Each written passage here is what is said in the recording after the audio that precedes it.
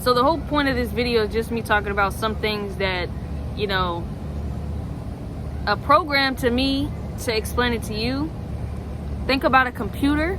A computer is supposed to act off of a certain system. If they put this program within this computer, then it has certain systems that it has to follow according to that program.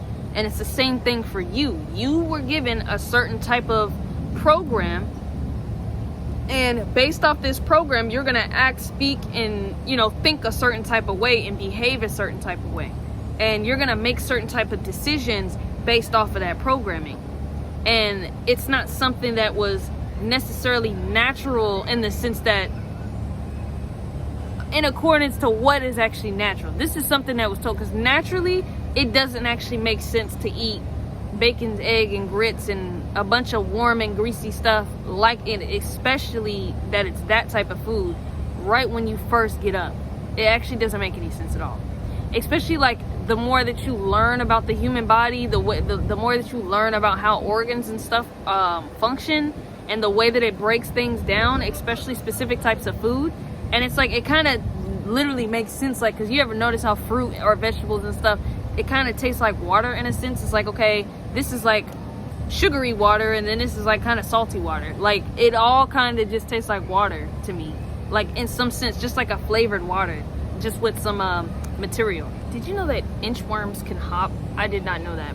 So you were programmed at birth. Basically, what I mean by that is you came into the world, you know, you were born into your parents' lives, or whoever your parents ended up being, and, you know, there's a lot that you don't know. You know, children ask a lot of questions when they're young. You were put in school, you were put in daycare, pre-K, whatever. You learned a bunch of things there. Then you were put in, like, you know, the, what is it, first grade, second grade, all the way up to 12th grade. And you learn whatever it is that they teach you there.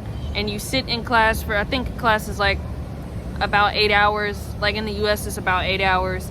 You get out of school, you go home, and you might play on the game, or you might, you know, draw if you like drawing, or you hang out with friends, or whatever, you know, unless you were one of those kids that had already got a job around like 14. If that's the case, then you would get out of school and then you would go to work. And you do that until senior year, and then when you get ready to graduate, they tell you about how, you know, it's so, and they've been telling you this all year though, like, it's so important that you figure out what you want to do with your life. It's so important that you decide what colleges you want to go to. This is like the most important decision of your life. I'm sure you've been told that college is the most important decision of your life. And it's just not a joke. It's not something that you should play with. It's not something that you should take lightly, because this is going to determine the rest of your life. You know, you don't want to be one of those people that just doesn't go to college, or don't know what college they want to go to, or what major they want to have. Otherwise, you're basically going to be a failure. Yeah. So during this period where you're trying to make these decisions, you know, you might have been the type of person that really just did not know, and you might have just picked any career in any college to go into, or was accepted to any college. And again, like, you ended up just picking whatever career, and 2 years into that, you probably, or not career, class, yeah, whatever course, 2 years into that, you probably realized that it wasn't something that you were really that interested in.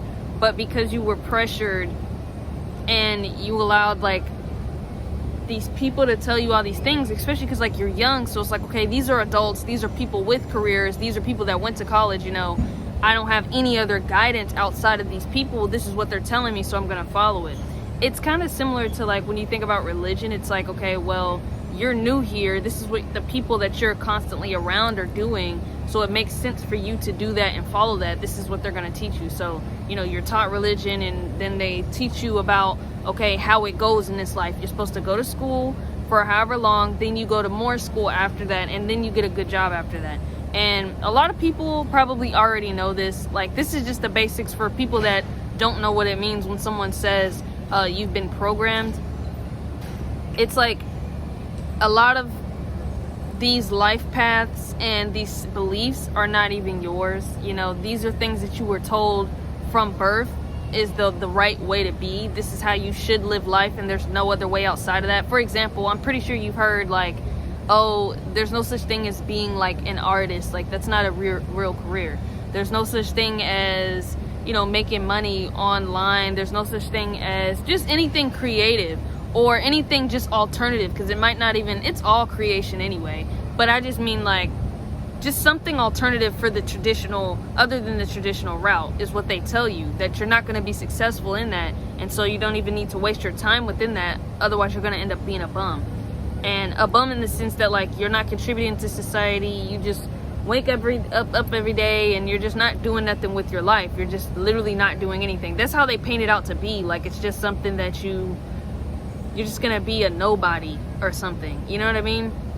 But you'll be a somebody if you know, take this career. And I'm not one of those people that think that all regular 9-to-5 jobs are things that are not important or things that you shouldn't get into, because there's clearly, especially within this system, within this society, like there's clearly things that are needed to work, and it's very organized in a certain type of way. I feel like the safety aspect of it makes sense, you know, so that it's not just chaotic and people are just running around doing any and everything, you know what I'm saying? So structure, that in that sense, it really does make sense. But just as far as like the career path and what you should do with your life, and even to the extent of what you should think, like your opinion about beauty, your opinion about how someone should dress, your opinion about certain types of careers, and a lot of things like that. I just personally, you know, just like everybody else, you know, just ended up realizing certain things. Like, I didn't think nothing of, for example, I'll use like fast food as an example. I didn't think nothing of going to McDonald's and eating a double cheeseburger. I mean, it tastes good, you know what I'm saying? It looked good in the advertisement. And same thing for like cereal when I was young. That was another thing too, just to go back to that. You know, you're told, okay, you go to school, you eat breakfast, you know, you're at school, you eat lunch, you know, you get from school, you eat a snack, and then after that you eat dinner. So you eat like 4 times a day. And what they tell you eat for breakfast, for example, I think there was some type of bug on me. Yeah, you're supposed to eat like eggs, bacon, pancakes, waffles, syrup, grits, orange juice, and milk. Or you're supposed to eat cereal and milk in the early day, and you know, the regular cereals, like the regular cereals. And when you actually think about it, it's like it actually doesn't even make sense. I used to wonder when I was younger though, like I would look at older people's cereal and they have like the Cheerios and the Honey Bunches of Oats and the Raisin Bran, and I actually liked Honey Bunches of Oats and Raisin Bran to a certain extent. But that's something that's portrayed like old people's cereal. Like, you're only supposed to eat this type of stuff when you're old, and then when you're young, you're supposed to eat the stuff that is literally just sugar, you know? And I actually like the other stuff, and it turns out like it's actually more, it's better for you in the sense that it's less sugar. I mean, it's all bad in the sense that it's all got chemicals in it. You know, I mean, it all has certain types of ingredients in it or whatever. I don't know. This is just obviously something that you were not told as a young kid, so you're not gonna think to question it. You might have questions, and you might even go as far as to ask people, but a lot of times you were probably shut down, or like you were told to just like eat it, like this is what's being provided for you, you know what I'm saying? Like, these are the answers being given to you, like just follow it, just listen, like you don't have no other direction, you know? And you get older and you start doing research, or you might notice things about your own body, because something that used to happen to me when I used to eat the eggs and the bacon and the grits and the pancakes and waffles and syrup and all that stuff, my stomach would always hurt. Like, I never used to like to eat when I first got up, because that's usually what was on the table. And it's not that I thought that it tasted bad, but it kind of did in a sense. Like, I just felt like it was always too greasy, and it would just always hurt my stomach. So I would opt out of like eating early. And then, like, you know, the cereal and milk thing, I was more of a cereal milk type person. But overall though, I really like to eat cantaloupes, and I really like to eat grapes, is what I noticed. And so when I got off on my own, that's kind of just something I started to do.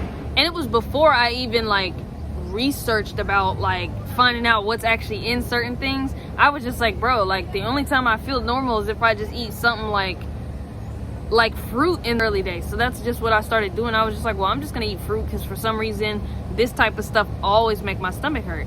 And there's a reason to that, you know. Your body's literally telling you.